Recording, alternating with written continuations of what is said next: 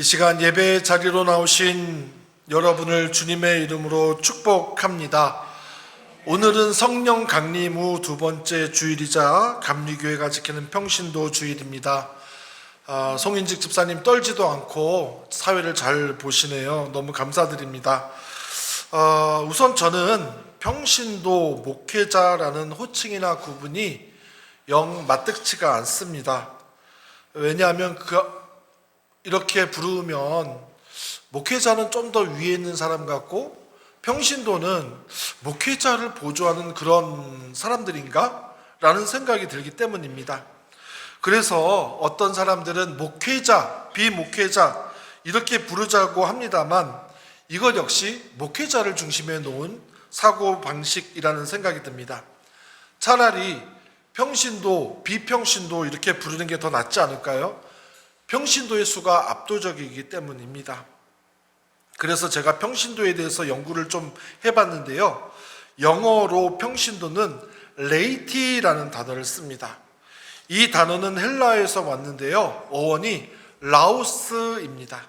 라오스의 뜻은 백성, 사람들, 민중 그런 의미입니다.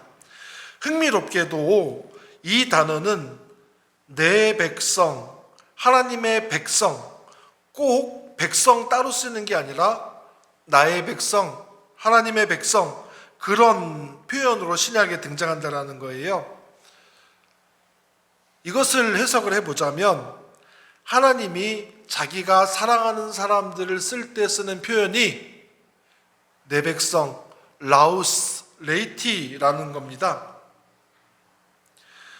현대 교회에서 평신도라고 하면 종종 목회자가 아닌 사람 정도로 이해되지만 어원적으로 보면 오히려 비전문가가 아니라 교회의 본질적 주체인 하나님의 백성을 가리키는 말, 그 말이 라오스라는 거예요. 그런 의미에서 우리 모두는 라오스이고 평신도입니다. 그래서 평신도주의를 지키는 것이 중요합니다. 오늘부터 저는 7주에 걸쳐서 요한복음에 나오는 표징, 즉 예수님의 기적에 대해서 설교하겠습니다. 이를 통해서 우리가 믿는 예수님이 어떤 분이신가 더 친숙하게 이해하기를 소원합니다. 영국의 대표적인 시인 바이런이 대학을 다닐 때의 일화입니다. 대학 시험 문제에 이 문제가 나왔대요.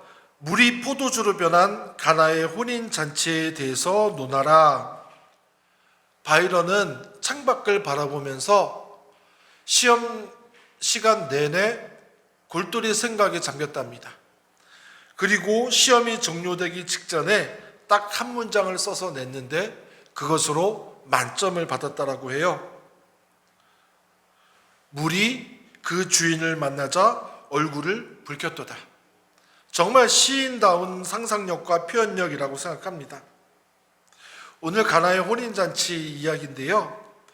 지난 시간 요한복음은 공간복음과 달리 기적을 세메이온이라는 독특한 단어로 부른다라고 말씀드렸어요. 마태, 마가, 누가 복음에서는 이 예수님의 기적을 두나미스라고 표현합니다. 두나미스는 능력이에요. 세메이온은 두나미스와는 달리 단순한 기적이 아니라 가리키는 것을 의미합니다. 그래서 영어로 사인이에요. 즉 표징은 표지판입니다. 손가락이 달을 가리키듯 표징은 예수님의 정체와 영광을 가리키고 있습니다. 또 요한은 수많은 예수님의 기적 중에 딱 7개만 선별적으로 싣고 있습니다. 7은 완전수입니다. 이 7가지만으로도 예수님을 충분히 소개할 수 있다라는 생각인 거죠. 또 요한복음에서는 가나의 혼인잔치에서 일어난 사건을 예수님이 행하신 첫 번째 기적으로 소개합니다. 11절에 첫 번째 기적이라고 못 박아두고 있어요. 그런데 첫 번째 기적이라는 말은 요한복음에서 첫 번째라는 거예요. 다른 복음서에서는 첫 번째 기적이 다 다르게 나와 있습니다. 마태복음에서는 회당에서 중환병 걸린 사람들을 고치신 것이 첫 번째 기적이고, 마가복음과 누가복음은 귀신 들린 사람을 고치신 일이 첫 번째 기적으로 소개되고 있습니다. 그런데 요한복음은 가나의 혼인잔치 기적이 첫 번째라는 거예요. 기적이라고 하면 사람을 고치든지 귀신을 쫓아내든지 물결을 잠잠하게 하든지 오병이어 사건이라든지 그런 게 기적일 것 같은데, 요한복음은 물로 포도주를 만드는 게 첫 번째 기적이라는 거예요. 그러니까 뭔가 요한복음만의 다른 의미가 있다, 느낌이 있다라고 볼 수 있겠습니다.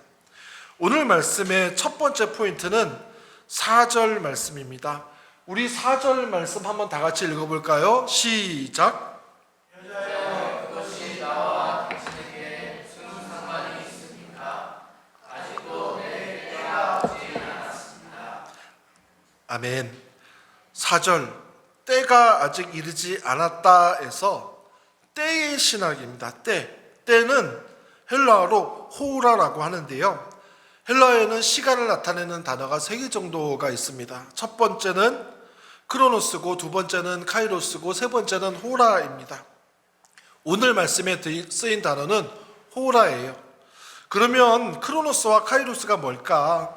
먼저 크로노스는 흘러가는 시간, 기간의 의미입니다. 측정 가능한 시간, 일정한 기대의 시간을 나타낼 때 크로노스를 사용합니다. 지금 몇 시예요 할 때 그 몇 시가 크로노스예요. 두 번째로 제일 많이 유명하게 알려진 시간이 카이로스입니다.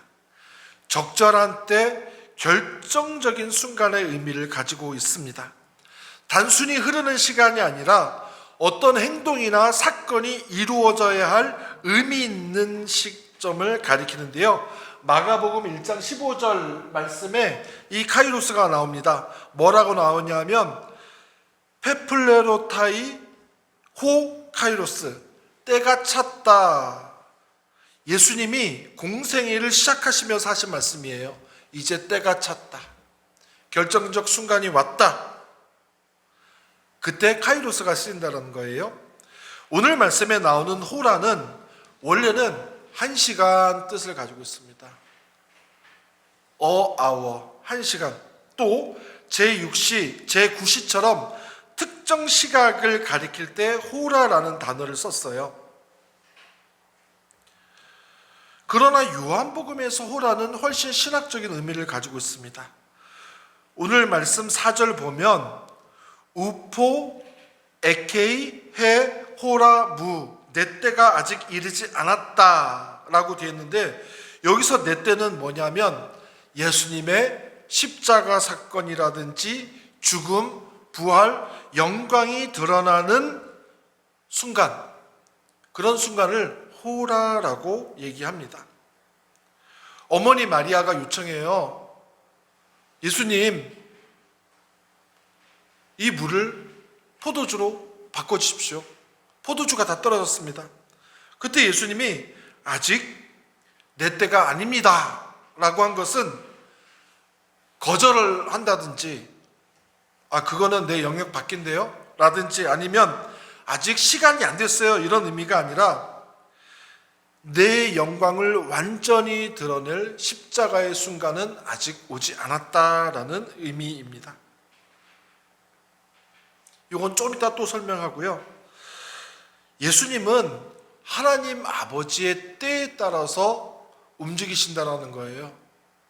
하나님의 시간에 맞춰서 움직이신다라고 하는 거예요.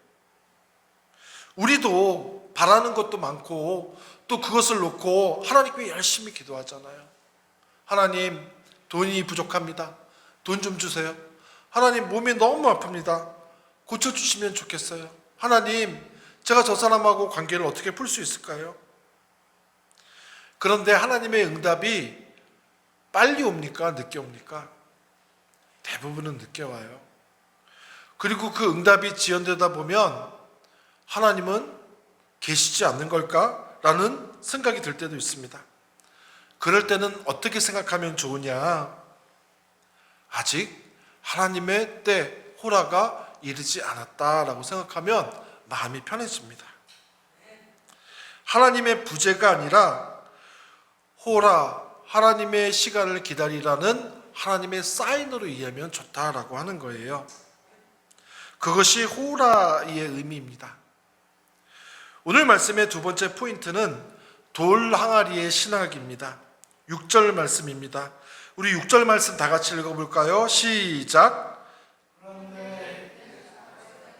정결 예법을 따라 거기에는 그것은 물 두세 동이들이 항아리였다. 아멘. 숫자 7이 완전수라고 말씀드렸어요. 그럼 6은 무엇을 의미할까요? 당연히 불완전하다라는 의미예요. 6개의 돌 항아리, 4개도 아니고 5개도 아니고 8개도 아니고 9개도 아니고 6개의 돌 항아리가 놓여 있었다라고 하는 것은 율법적 정결 제도를 의미합니다. 즉 구약을 의미하는 것이고 구약의 율법 체계는 한계를 가지고 있다는 거예요. 6이라는 숫자는 예수님은 그 빈 항아리를 물로 채우고 물을 포도주로 바꾸십니다. 이것은 단순한 변화가 아니라 율법에서 복음으로의 전환입니다. 물이 포도주가 된 것은 율법 시대에서 복음의 시대, 은혜의 시대로 변화됐다라는 걸 의미한다라는 거예요. 요한복음 1장 17절 말씀 다 같이 읽어보겠습니다. 시작. 율법은 모세를 통하여 받았고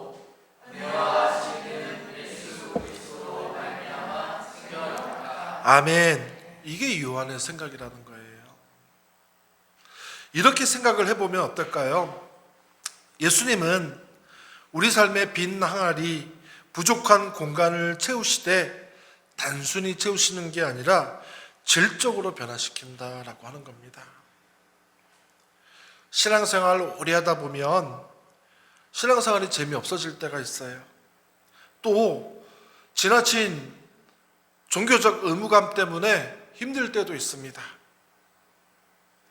근데 그것은 율법적인 신앙생활을 하기 때문이에요. 우리는 은혜를 받았는데 여전히 과거 속에 살고 있는 것 같을 때가 많습니다. 뭘 해야지 하나님이 우리한테 복 주실 것 같고 무엇을 열심히 해야지 교회에 충성한다라는 소리를 들을 것 같고 그렇게 하지 말라는 거예요. 신앙생활이 재미없어지거나 매너리즘에 빠지거나 그럴 때는 이렇게 기도했으면 좋겠습니다. 하나님, 맹물 같은 내 영혼을 기쁨의 포도주로 변화시켜 주십시오. 복음의 은혜를 온전히 누리게 해 주십시오. 세 번째 포인트는 영광, 독사의 신학입니다. 영광이 중요하다라고 누누이 말씀드렸어요. 11절 말씀입니다. 다 같이 읽어볼게요. 시작. 예수께서 이 첫 번 표징을 갈릴리 가나에서 행하여 자기의 영광을 드러내시니 그의 제자들이 그를 믿게 되었다. 아멘. 요한복음에서는 1장부터 끝장까지 영광, 독사 계속해서 나옵니다. 외우기도 쉬워요. 독사입니다. 독사. 영광이 독사예요. 하나님의 영광이 예수님을 통해 나타났다라는 게 요한복음의 핵심입니다. 그런데 그 영광이 나타난 곳이 수치와 죽음의 상징인 십자가 위에서였다. 이게 가장 핵심이에요. 십자가는 죄인들이 죽는 형틀이었거든요. 그런데 그 위에서 하나님의 영광이 드러났다라고 하는 게 얼마나 역설이에요. 오늘 가나의 혼인잔치 사건도 그렇고 요한복음 전체가 그리고 7가지 표적이 단 하나의 결말을 향해 가고 있습니다. 계속 점층되다가 나중에 십자가에서 이게 빵 터진다라고 하는 거예요. 혼인잔치와 십자가가 어떻게 연결이 됩니까? 맨 앞에 혼인잔치가 있고 18장, 19절, 20장 그때 가가지고 십자가 사건이 나오는데 그 두 개가 어떻게 혼인잔치와 십자가가 연결이 되냐 이 말이에요. 한 단어가 있습니다. 4절 말씀 읽어보겠습니다. 4절 시작. 예수께서 어머니에게 말씀하셨다. 여자여,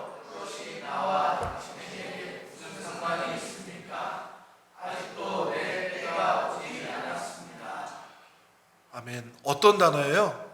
이제 빨갛게 제가 해놨잖아요. 어떤 단어입니까? 여자요. 그 밑에 19장 26절이 있습니다. 다 같이 읽어볼까요? 시작.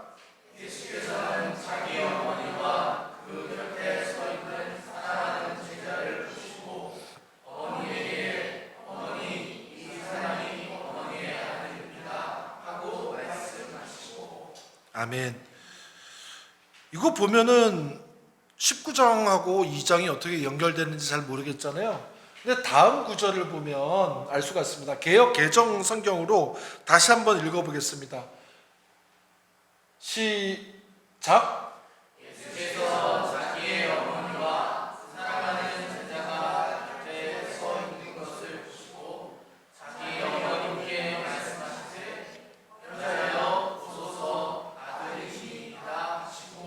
아멘. 그 다음 페이지를 보면은요, 똑같이 여자여라는 단어로 이어져 있는데 왜 이런 게 중요하냐면 요한복음 전체에서, 아니 성경 전체에서 예수님이 어머니를 가리켜서 여자여 한 곳은 딱 두 군데뿐이 없습니다. 딱 두 군데밖에 없어요. 다른 데서는 찾을 수가 없습니다. 그러니까 가나의 혼인잔치와 십자가 사건이 이렇게 연결되어 있다라고 하는 것이고, 그러므로 예수님의 기적은 단순한 능력의 과시가 아닙니다. 모든 표적은 십자가를 향하고 있습니다. 진짜 기쁨은 값싼 축복이 아니라 십자가에서 피 흘리신 예수님의 희생 위에서 주어진다라고 하는 것을 요한복음이 우리에게 가르쳐 주고 있습니다. 또 하나, 혼인잔치 사건이 십자가와 연결되어 있다는 것을 드러내는 단어가 있는데요. 순종입니다. 5절 말씀 다 같이 읽어볼게요. 시작.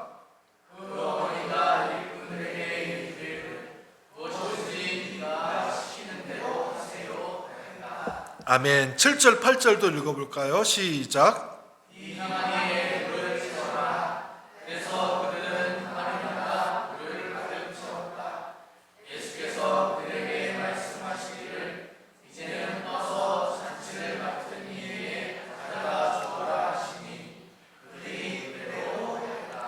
아멘. 마리아는 하인들에게 예수님께서 무엇을 하든지 그대로 하라고 부탁합니다. 이것을 한 단어로 얘기하면 순종하라라고 하는 거예요. 또 예수님도 하인들에게 물을 아구까지 채우라라고 말씀하셨습니다. 그랬더니 일꾼들이 그대로 했다. 이것도 순종입니다. 하지만 예수님의 말씀은 도무지 이해할 수가 없는 내용이죠. 항아리에 물을 아기까지 채우고 떠서 연회장에게 갖다 주라고 하시는 거예요. 뭘 어떻게 하라는 얘기죠? 그런데 잔치를 맡은 이가 떠서 먹어보니까 극상품의 포도주였다라고 하는 겁니다. 마리아의 믿음과 하인들의 순종을 통해서 예수님의 기적이 시작이 되었다. 마찬가지로 예수님은 하나님의 뜻에 순종하였습니다. 하나님의 뜻은 뭐냐면 자기의 아들을 십자가에 매다는 거였어요. 근데 예수님이 그 아버지 하나님의 말씀에 순종하여서 십자가에서 어린 양처럼 순순히 죽음을 받아들였다라고 하는 겁니다. 요한복음은 이렇게 얘기를 하고 있는 겁니다. 표적을 통해 십자가의 영광을 보고 예수님이 하나님의 아들이라는 것을 믿게 되었다면 이제 너희도 예수님처럼 하나님의 뜻에 순종하는 삶을 살아라.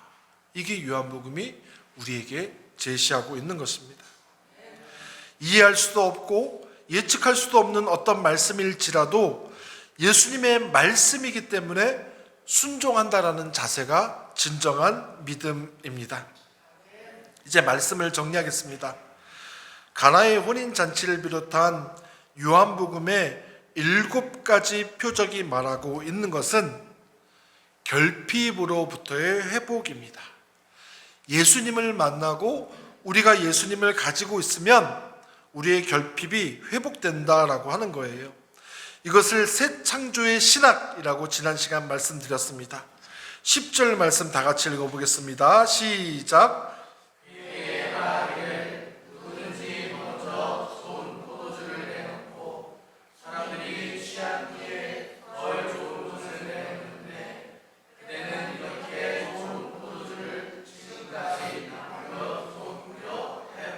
아멘.